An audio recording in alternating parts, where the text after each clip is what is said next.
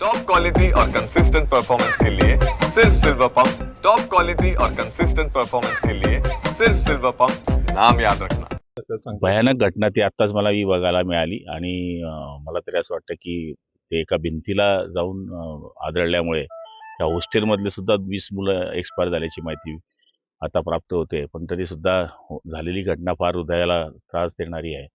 मला वाटतं की पुढच्या काळामध्ये विमानतळाच्या आजूबाजूला काही केलं गेलं पाहिजे का, अशा गोष्टी आता केंद्र सरकारने विचार केला पाहिजे असं मला या ठिकाणी वाटतं. कारण की ज्या ठिकाणी विमानतळ आहे तिथं उड्डाण करत असताना समोरच बिल्डिंग्स असतात आणि एखाद्या वेळेस जर पायलटच्या लक्षात आलं नाही किंवा उंची कमी अधिक झाली तर अशा घटना घडतात असं बऱ्याच ठिकाणी दिसतंय. मला तरी असं वाटतं की फार भयानक हृदयाला हलवून देणारी घटना आहे.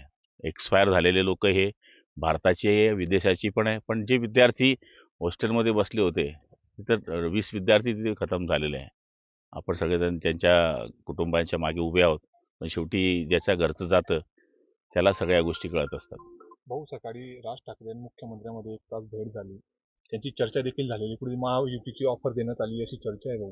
नाही, मला त्याच्यातलं माहीत नाही, तर मी हॉटेलमध्ये नव्हतो. भाऊ, राज ठाकरे जर महायुतीत आले तुम्ही स्वागत कराल का भाऊ?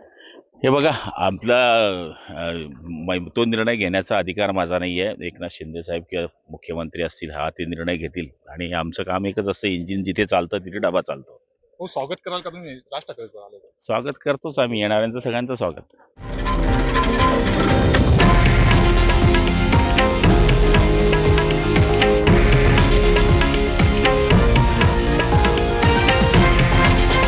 हे आहे देशातील नंबर 1 न्यूज नेटवर्क आणि आपण पाहत आहात TV9 मराठी, एकमेव.